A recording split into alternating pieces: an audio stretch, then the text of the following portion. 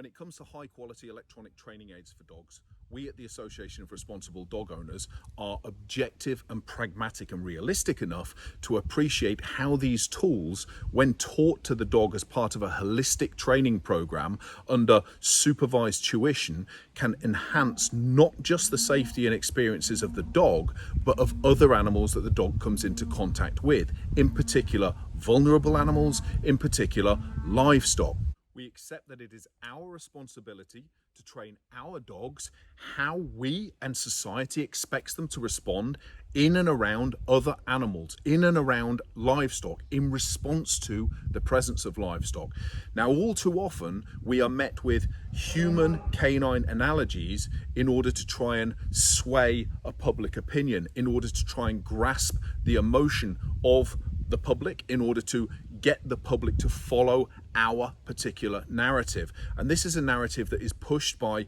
organizations who have a vested interest in the removal of this tool, regardless of the power that it has to impact positively on the welfare, not just of our dog. This is important. This isn't just about our dog, but of other animals and of society at large with which our dog comes into contact. Now, we have argued that human canine analogies are not only inappropriate and they are not only inaccurate, but they are misleading. However, in this situation, I'm going to provide you with a human canine analogy to hopefully get you to grasp the concept of why we are so supportive of retention to the supervised tuition of high quality electronic training aids, particularly in relation to predation by dogs, which is dogs seeking to chase and attack other animals, vulnerable animals, and the impact that these tools can have very quickly, very safely, and for a very long period of time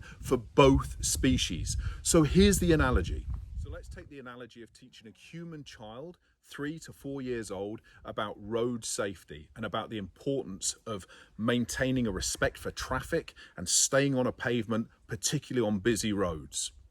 Now, what we have is a child with which we cannot fully communicate. We cannot completely make the child understand the potential consequences of their not following our advice. Okay, so we may be able to hold the child back, put the child on baby reins, put the child in a pushchair, always be present to hold the child's hand and keep them away from the road, but we must be realistic and objective enough to be able to understand and accept the fact that at some point that child is going to find themselves at the edge of a busy road and has to make a decision.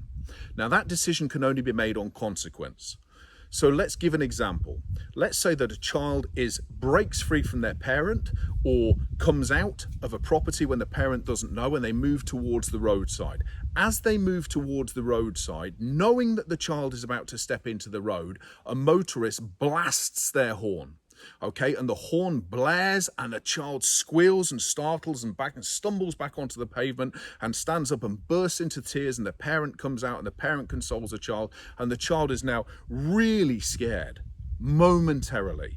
because what happened was they stepped onto the road and they experienced this surprising, startling event that they've never experienced before, but it happened when they stepped onto the road. Now, if we were to go in and investigate the child, scientifically evaluate the child at that point, and we were to take cortisol levels and we were to measure heart rate and we were to look at actual behavioral,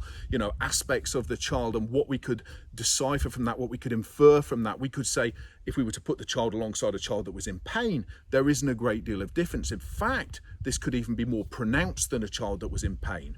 If we were to then make our decision that this child has experienced this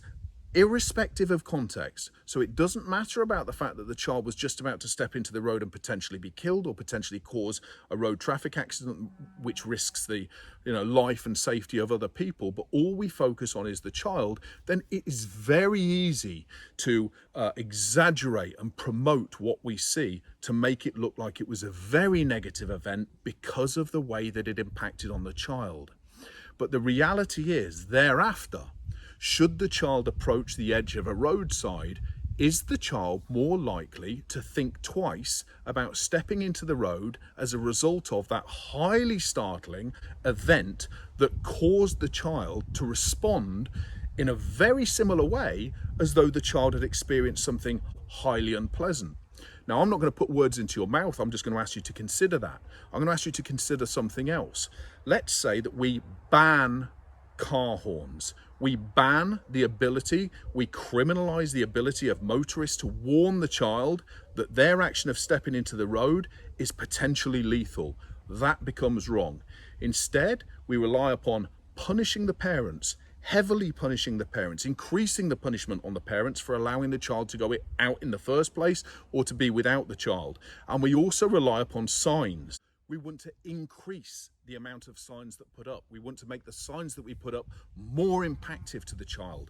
but the child cannot read. The signs are there for the benefit of the parent, to try and basically warn the parent of the potential consequences of what their child might do and how that might affect them in a punitive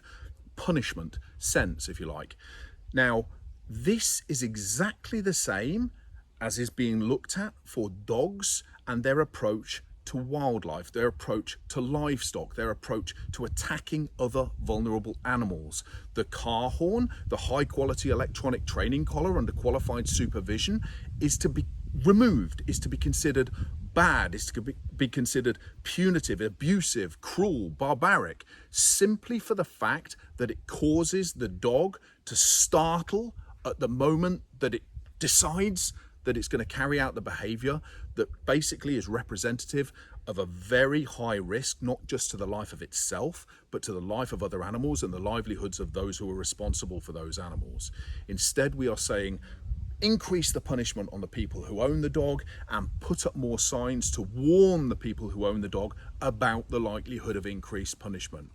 Now, hopefully, certainly anybody who's a parent or anybody who isn't a parent but has got a sense, a modicum of responsibility and of logic about them can see that the banning of a tool, of the capacity to be able to startle, has absolutely no benefit whatsoever in a welfare sense to either that animal or the lives that it comes to represent a threat towards.